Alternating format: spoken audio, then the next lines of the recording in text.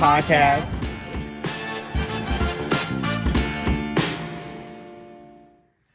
Welcome back to another episode of the Black Cinema Experience Podcast. I'm your girl, JB. And I am Cameron. And we're back with a super exciting episode, our first recording of 2025. We just watched in theaters, One of Them Days, starring Keke Palmer and SZA, our girl Solana. You want to call her Solana, you stop calling her Solana. Well, that's how she's addressing her CD. That is true. So, that is Solana. Even though your name is only SZA under the IMDb, Solana. We were really happy to see you on the big screen. Absolutely. Cameron, you watched this movie. You took me to see it. You know, what are your thoughts? How do you feel about this? I just hated it. No, of course. I love this movie. It was hilarious. Yeah. We were having a blast. Like, literally laugh out loud funny. Yeah. It was so relatable. I felt like it felt like a good, like, fresh, young comedy. So I don't know, it was really good to see, and I am so glad that it came out at the time it did. Especially with everything going on in the world. Yeah. I needed this, you know. It was a full belly laugh the entire film. Yeah, I can say honestly, I don't want to minimize or maximize the film in any wrong way, but I will say for me, it's like a female version of Friday. Like the first Friday though, like the original Friday, the first Friday that has like multiple villains, exactly. And they're trying to save the day, and they're trying to find the solution to the problem, and everyone's just trying to like make it a see tomorrow type energy. So like to me, it was like a female version of Friday, but it was super honest, super pure. Like there was just things in this film that I'm like, yeah, this is something that would affect me and my girls. Like a lot of times we watch these films, these movies and everything, and I'm like, this is not relatable for black people. We wouldn't say that. Girls aren't motivated by this like they think we are. Like, nah, they were showing us this man's wiener. The print. It wasn't full. They didn't give us the whole thing, but they were giving us the image. And like, I'll say as a woman, like when we see stuff like that, it's like, like talk about a way to make a short circuit. Exactly. Like we are more sexual than they want to, make us, because it's still unsavory in today's world for women to be so sexual. So like, it's just funny that in this movie they got to poke fun at our true nature by having this safari type dude, you know what I mean? Showing his goodness gracious on the movie. So loved that. I loved that. How did you feel about this? Did you feel like it was relatable to Friday at all? I feel like it was relatable to Friday in the aspect of like, two friends who are just genuinely trying to make it. And like, like one friend kind of has a sense of like determination, and then the other friend kind of like just going with the flow. And I feel like everybody can like pick out their self. I feel like everybody can see themselves in like one of the two friends, So if it was me and you, would you be Keke or SZA? I don't know. I feel like there's different things that SZA would do as far as like, be a mesmerized. You think that you would be Keke? But you think that I would be SZA? You just said it. No, I don't think that because with money, I know you would never make those mistakes. So like, no, I think certain aspects of both. I honestly saw myself in other characters, like. Oh, so not the main characters. This was for black women. This wasn't for me. Yeah. So. Okay. That's how I'll save myself. For you, Jamil, braiding the hair and unlocking the phone? Absolutely not. He was handy. But unlocking phones, definitely. He was handy for sure. You gotta know your skill set. You gotta be who you are in this world and really accept it all. Like, does it make sense that he can break in the phones and break your new weave in? Exactly. Like, no, it doesn't make sense. But somebody's got to do it. It made sense. In the hood, everybody has two jobs. Everybody has a secret skill. Big Booty Bernice wasn't just Big Booty Bernice. She was Big Booty Bully Bernice. Okay? Exactly. Two jobs. Big booty and a bully. You can't just be one or the other in the hood. You have to have two. Exactly. Well, that's why I love this movie. I feel like it was a great duality. Like, you get to see. I feel like it was fair to both characters. Like, it wasn't like, oh, Keke was a lead character and SZA was just like a sidekick. I feel like what? I feel like they both got like equal footing. I think that SZA was definitely a sidekick. She was useless. Honestly, I'm a SZA fan. I'm a huge SZA fan. But after watching this film, I was like, SZA, you dumb. I just wanted to like do it the whole time. Like, I know it's her character. It's not who she really is. I know, but she played it too well. That's what I was like. She played it too well, and there's too many girls that are really, really like her unknowingly. for it to be like for me to separate from that thought. I really was just feeling like, dang, SZA, like you really played us. You really made me. The thing is, I love like movies like this because it showcase friendship, and I think a lot of times we don't get to really showcase like a friendship as the focal point. Like, and a good segue to Friday, it did the same thing. Like, you know, the one character is falling in love. You know, like, you know, Craig with Lisa, isn't it? Mm-hmm. And then sorry, I had a break part. That's why I asked. Okay. But also with Kiki with Maniac, like, you know, like there's like a little love interest, exactly. Just a little side. But the friendship is the true, like the core, like, you know, meaning like, of the story. Exactly, and I really do appreciate that, especially with black women. Like, I feel like, again, we don't get to see that, like, black women really genuinely loving each other and like also going through with each other and, like, you know, falling out, but still having that love. Like, you know, at the end of the day, we essentially sisters, you know. And I did love that aspect, even though there was some stuff I can't see myself moving past. But then, I mean, maybe that's why I need growth. But no, it's not you needing growth. They really did. So Cyrita, let me just look at her name real quick as far as the writer goes. Mm-hmm. But Cyrita did her thing when she wrote this story because she told to tell Cyrita Singleton. Mm-hmm. That's who her name is. She wrote this story and she really created a character in SZA that is diabolical. Because Kiki, like, she was like, I got my part to play in it. I'm at the end of the movie watching, like, what part? What part? What part? Show me. What part where was I it? did where I messed up, so I'll take responsibility. But I didn't. What part was it? I didn't connect the dots. The only part that she played was by doing too much to enable her friend. That was the only part that she played. Because outside of that, you didn't play no part. Keyshawn was trifling. He stole the money. SZA was dumb and gave it to him. Your part, Kiki, was trusting SZA to handle the money. Yeah, I guess that was your part. Your part, going to the blood bank and getting your blood drawn first. I mean, you got played. Everywhere. That was dumb. That's your part. Your part is when the guy was crying and he was selling you the shoes and you offered him lower to get him to stop crying. Exactly. Why wouldn't you just offer him $100 off? Why would you go all the way to hell with that? Or why don't you just say, keep the memories and get all the money like you're supposed to? Where was the negotiation? That part. Get the $2,500 as agreed. And then also, when Lolo made that call, and then SZA automatically became even though she was on that pole by herself. Exactly, yeah. And then he called and was like, I want my money market price, 5 racks. See you tonight at 10 o'clock.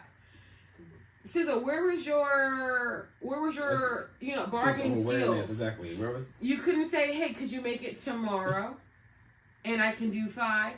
Or, we're evicted today, exactly. So we don't live there anymore. You'll have to meet us never. Somewhere, exactly. No, but again, she played the Dixie character again, but I think they give her some substance because again, at the spoiler alert. Well, spoiler alert. But they at the end, they focus on her talents and how it did help create the revenue. But she was still so stupid. We know that never stopped. When the white girl was like, "How much?" and she's like, "Oh, you can have that first girl."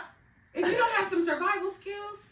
I don't know what to tell you. Don't get white people nothing for free. Never. They got enough for us for free. Okay. They have enough from us. Spend it. Exactly. It just didn't like that to me. Like her exactly. No self-awareness. No self-awareness. Like you basically gave yourself credits as a friend to Kiki for being a supportive friend of her. Mm-hmm. Meanwhile, the entire movie, she's cleaning up little messes that you created. Mm-hmm. Why would you send that man a picture of you with the fruit man on the corner? Why would you send him anything? When she told you to stop talking to him after you found out that he didn't have the money no more because he spent it, why would you respond to any message from that man? Gucci shirts. Gucci. That was really creative, though. I actually hilarious. I thought it was hilarious. I don't think he could flip him by 6 p.m. But there was some flip potential. Yeah. There was. No, literally, I agree as far as when you say her little quirks, messing up kept messing up. But again, I feel like it was resolved at the end because she was able to stand up and be like, I'm not gonna be dumb over no dick anymore. I'm gonna kick you to the curb, and I feel like that's a big step for somebody like her. Yeah, right. Because you have to do right. Exactly. You have to meet people where they are. Exactly. And maybe she wasn't involved. Maybe the writer was not trying to write an evolved woman. She was writing a simple girl in the hood who had very little thought processes and wanted to get some dick and then, do her art for fun. Yeah. How are you living in the world with somebody for 7 years living like that?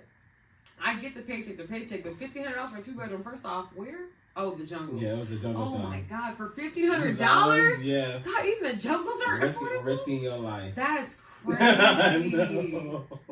But again, I think it showcased like the diversity of people that do stay in these like communities too. Because again, everybody, even showing like Gabrielle Dennis's character, being like a corporate woman. I know a lot of black women and black men who literally come from the hood and are working corporate jobs. Like it is like that duality like a lot of black people have. And you showcase that Waikiki wanted to be a manager.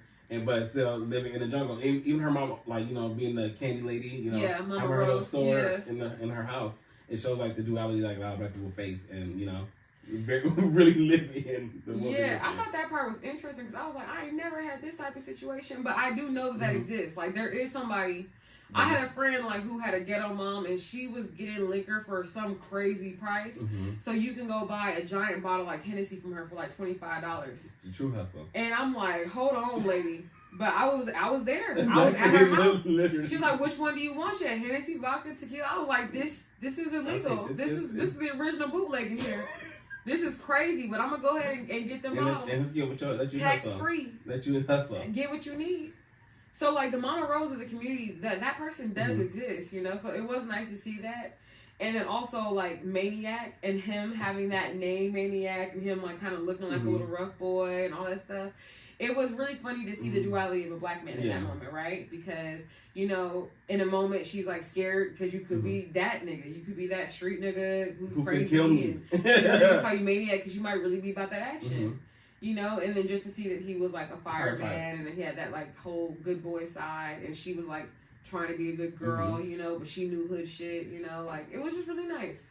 I liked her crush. Like her crush, it did not need to be the main set of the movie, and it wasn't. It wasn't. It was just the perfect cherry on top. It was so exciting. It was about them. You think it's just Kiki, but I think it was both of them. Like it was no. It was about the relationship. But showing them growing, like literally growing through the situation, like because we all know life will throw some wild shit at you. But on the same day. Yeah, on the same day. On the same day. It'd be like spiraling. But the blessing though on the other side. Which was?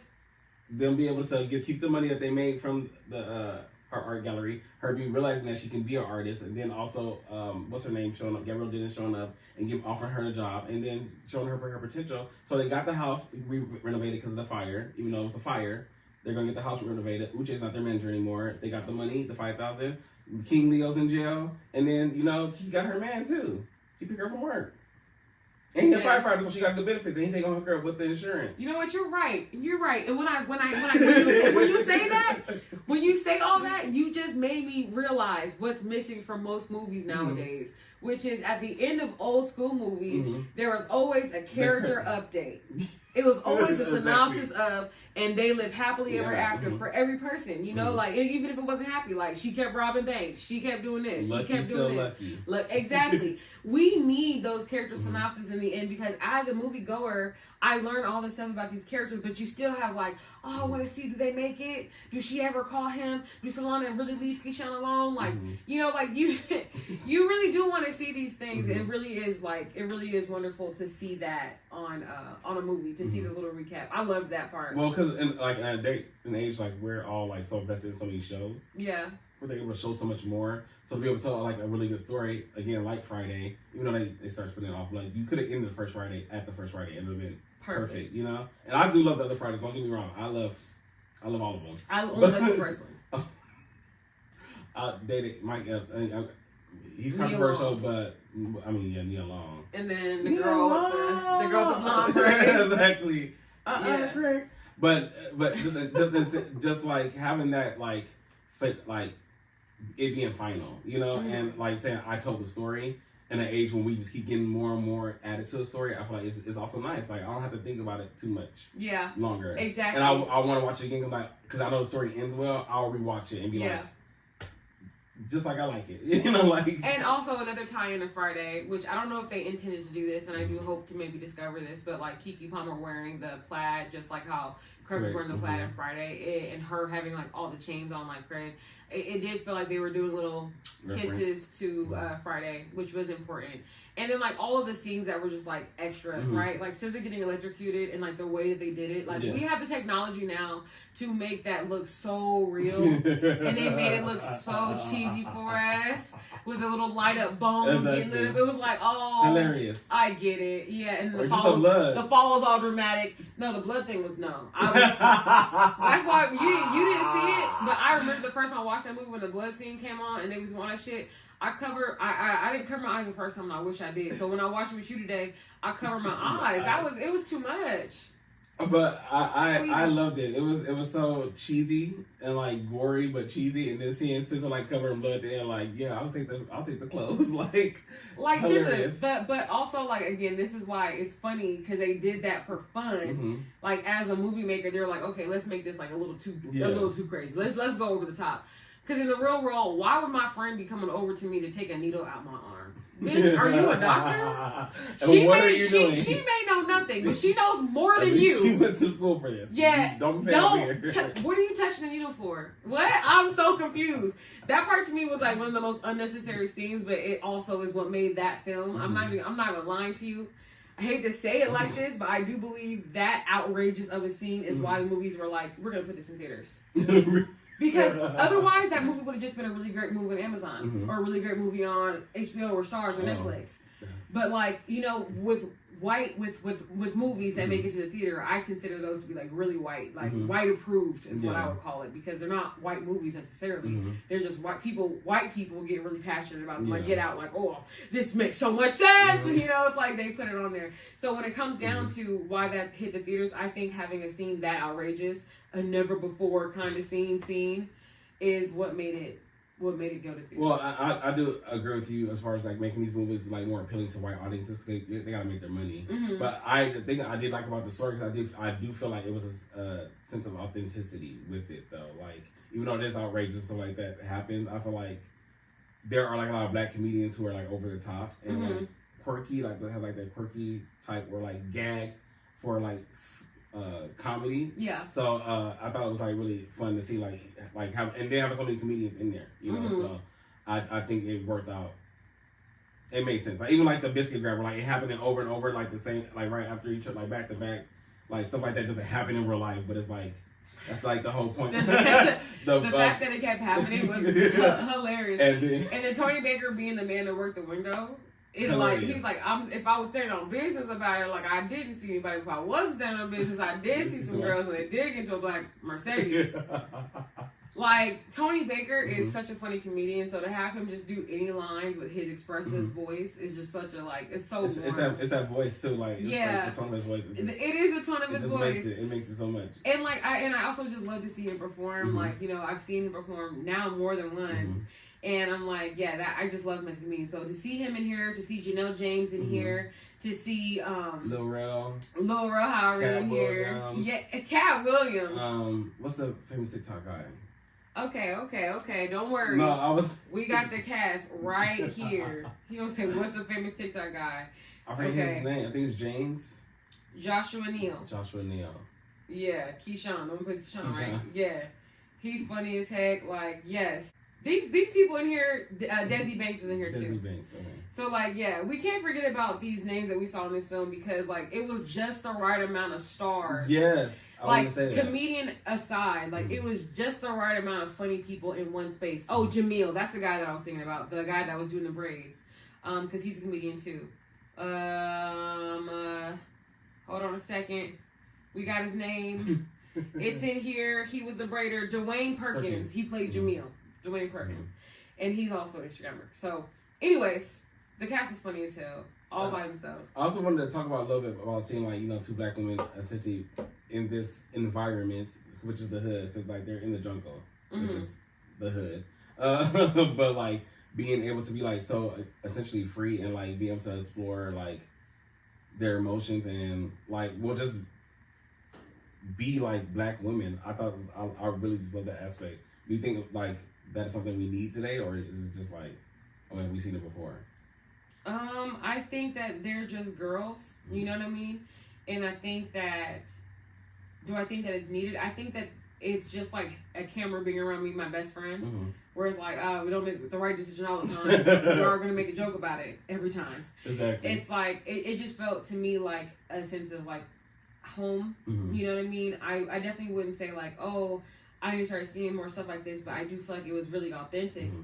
And I would love it if more movies had authentic things in there about Black women, mm-hmm. because our stories are often so screwed in movies, mm-hmm. where we're either just like this, we're the bombshell girl who's coming in to get all the money, or mm-hmm. you know, we're the poor crackhead girl with the changed life. It's just like there's all these crazy stories about us, and then we're just like Keke Palmer in this one. Like, I'll highlight her character because for me, like, that's who I feel like in my life I'm like the responsible Keke Palmer type, right? Drew D-R-E-U-X. D-R-E-A-U-X. Oh, it was A-U-X?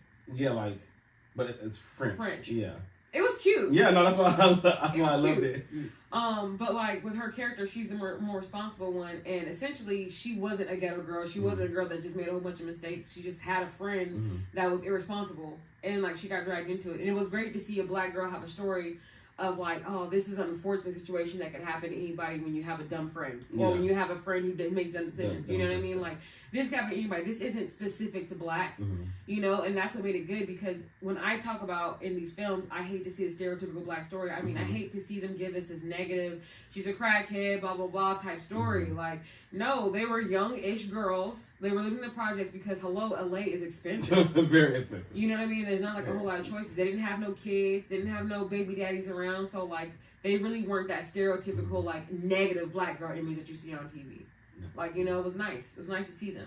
And Keke, like, the thing is, like, I know, like, she may not be everybody's cup of tea. She's my cup of tea. Like, I love Keke Palmer. I've always been a fan. Like, I mean, she gonna make me laugh the whole movie. Like, it's since Akilah and the Bee, and I love how versatile of an actor she is. Like, I love that she can be so quirky, but like in those serious moments, you see like such, like, the drama. You know, like, she's such a great artist. So I love seeing her in the forefront, like, you know, and be like a lead, like, so it really makes you happy. And then SZA, like, I haven't seen her act before, but like, I feel like she like hung in there like very, as far very as well. Singers go, she did better than Beyonce in I'm Just Fighting Temptations. That one. There's a couple other ones that Beyonce was in, and I was like, "Woo, Beyonce, we should not do this." I hear blasphemy right now. We should.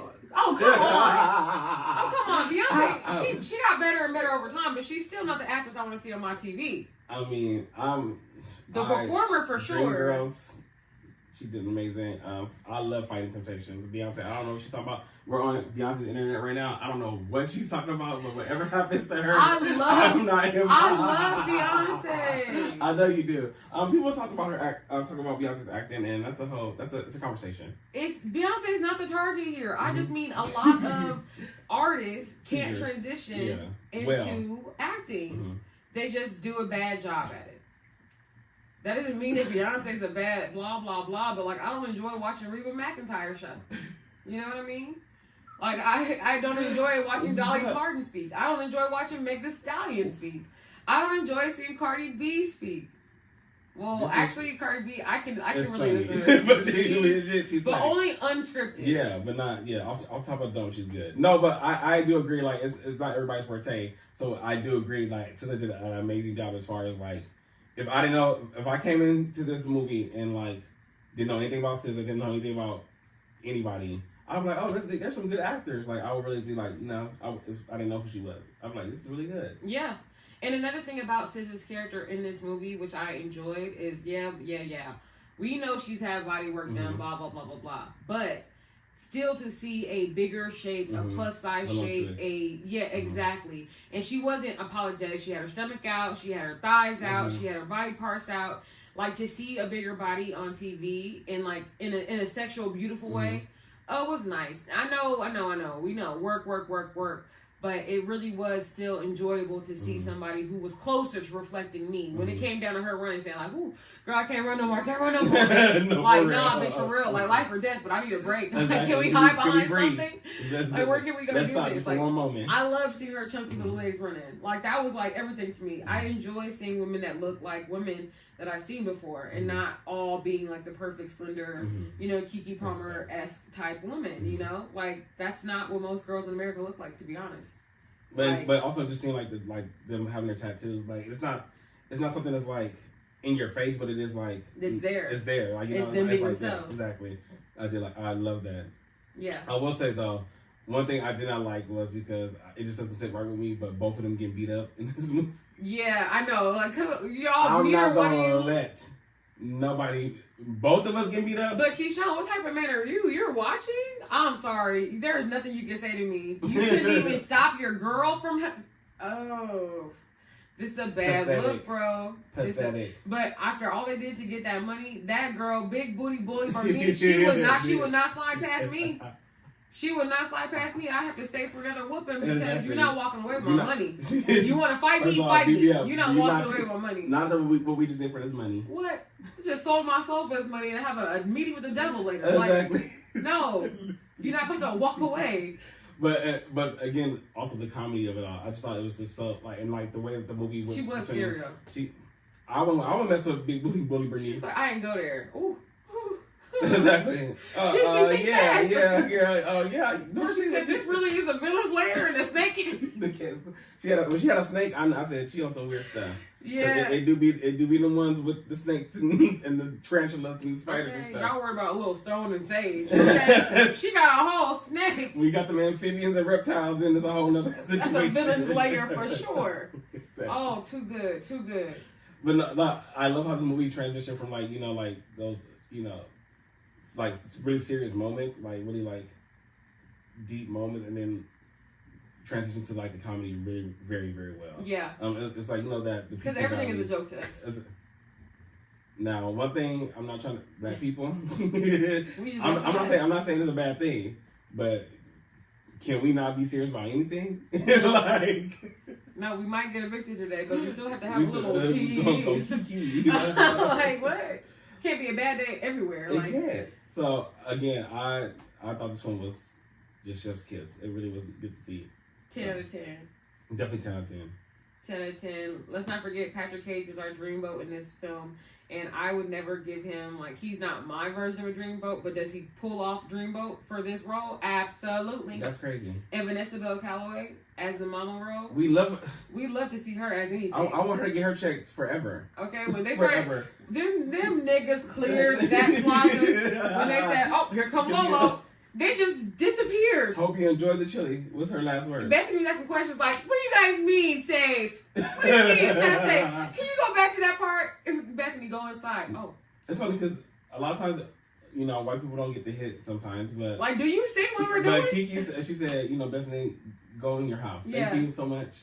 Go home. She did thank her, though, because chef's kiss, like thank that. You, for knowing your place. Bethany. Yeah. For knowing your place. Yeah. Thank you for making space to be educated. And for white people who want to be advocates, well, don't fuck niggas. But, like, for white people who want to be advocates, like, put us on. You created a platform, good for you. Use your privilege to help those black entrepreneurs. Since Target and everybody else wants to roll back their DEI initiatives, make sure when you see a black person, as a white person, individual, that you keep us in mind because we are being pushed out of everything, pushed down, pushed out. And, jobs are being removed from us. Like, we're being squeezed out. We're being told very loudly that we're not wanted, welcome, or supported here. So when you are a white person and you are occupying black spaces, like when y'all move into black neighborhoods because the rent is cheap, make sure you have when you have the opportunity to uplift a black person, make sure you do it. Clock it. Make sure you do it. That's literally. That's why I was like, thank you, Bethany, because you do have a position of privilege here. Why is your unit remodeled? Got the air conditioner. What? Painted. Why is he making you cookies? And it's our own people doing it to us. Our own. Well, right. A lot of black people I'm joking. They are. They are. We are part of the diaspora. We are. Absolutely. And I will say, everybody had body though. So like, I don't know how every male had body, but Hey. But also, and I feel like this is like, I don't even know who to blame for this. If it was Issa or whoever. But like Cat Williams' character Lucky, like always being there saying like, get out of there, him having all the little moments. It's one of the things that Issa always would include in her show, like an Insecure, like she had Toya, the neighbor that was always in everybody's business. You know what I mean? Like there's always that one really annoying character in the background. And I just love that we had Cat Williams be that annoying character. Because he was really vital to the film. Like, if we didn't meet Lucky at that place, then Lucky would have come to the pole and called Kiki to say SZA was up there. But he also wouldn't have been. He's the one that gave Kiki the jacket to cover up, so she went to the interview. You know what I mean? Like, if it wasn't for Lucky, she wouldn't have been able to piece together all of that and make it to her interview on time. So, like, he was super vital. Okay. Yeah. I love that. And I'm realizing that now. Yeah, he really like the voice of reason, like the, little miniature spiritual guide. And if I ever had a spiritual guide, I would want it to be like Cat Williams. He was not going to leave him alone. That's why I say homeless, not to say Cat Williams. The Latina girl, the girl at the payday whenever. The payday cash event, yes. I love how they point out little issues with like the cash advance places only be in black neighborhoods or poor neighborhoods and stuff. Like they did a good job of showcasing how like these companies come into our neighborhoods and profit off of us, but like they did it in very clever ways. So I did this movie is just so smart. Kayla Mejia is her name, okay? Yes, and she's also starred in an episode or two of Abbott Elementary. She is so funny. She laughed at the girls about having bad credit, and she did it in such a way. Like, honestly, after like doing all the acting school stuff, you really have to like be so present in the moment. And she was like really laughing from the bottom of her heart. She was like, girl, like, and like also she wasn't afraid of black girls. And like, honestly, as a black girl in LA, like, these Mexican girls are not afraid of us. It's like we do not bring fear into their heart, Like, we might scare niggas, but we not scaring them. No chula is afraid today. So, like, to see, like, their interaction was comedy. Because we really do interact with each other, like, all day. And we don't scare each other. Like, it's not the same like when you see a black woman and a white woman on TV. That dynamic is different. To see a Mexican girl and a black girl on TV, that dynamic, it feels at home. I don't know how to explain it. It feels like they're feisty enough to keep going with our feisty, and it was just back and forth, and that was that whole little skit with them. And then even at the end, it's like, well, we still handle business, so like, thanks for looking out, like, because at the end of the day, black and brown we're still right here. Like, what do you mean? Like, what do you talk? That's our sister, our other sister. Like, the fuck, she's annoying, but like, Because he was like, why does she have to have that air like that? Why does she have to be like that? But it's like, yeah, she's just doing what she got to do. But combined together, both their scores was 440. The forces. 447. 447. That was, no. 2 scores combined. She laughed. It's impossible. That's not possible. I'm crying laughing too. I'm screaming laughing in your face. How y'all pay him for 7 years and y'all scores so bad like 447, yeah. Uche he's right for putting y'all out at that. Oh, for sure. That's putting niggas on day one, though. He said it's the first time I'm about rent. You're out. I don't get a 5-day grace. Uche, I'm pretty sure that's against the law. Like, you can't give me a 60-day. Pretty sure squatter rights says at least 3 days. Like, dang. What LA is this? You have to file with the court. You can't do that. You can't do that. But all in all, like we said, totally good movie. One of Them Days, starring Keke Palmer and SZA. Totally worth checking out. Cameron, any other sprinkles, splashes that you want to add into this film? Well, Issa being a producer, thank you, Issa. I always just love what you do for us. I appreciate it. I love what she does for us, and I love that she loves to have a focus on relationships that we don't normally see. Like, Insecure was all about 2 female best friend relationships. So to see another show with 2 female best friend relationships, but giving us that goofy side that we don't always see with women's shows. Like, thank you, Issa. Like, we needed to see a female Friday. Like, that was so worth it. And thank you, Cyrita Singleton, for sitting down and writing that story out however you did it, giving us a full and complete project, and giving us a summary at the end for everybody. Like, that was so thoughtful and well thought out. And everything really led to each other. Every single scene that happened in that film had a purpose, and that purpose led to a great end. Great editing. Yeah. And also Lawrence Lamont, the director. Yeah. I mean, the way that it was directed, like, again, the dramatic fall with SZA coming down from the light pole, like, that being so animated. There being so many scenes that were just over the top animated. Excellent. He did his thing. Loved it. They did their thing. Yeah. 10 out of 10. Well, guys, thank you for recording and watching and sitting with us through our first episode of 2025. Make sure you go check out One of Them Days. And make sure you subscribe and like and comment. We're back with more content for you. So, get ready to see what we think about all the things that you love to watch. Thanks again for watching the Black Cinema Experience Podcast. Bye.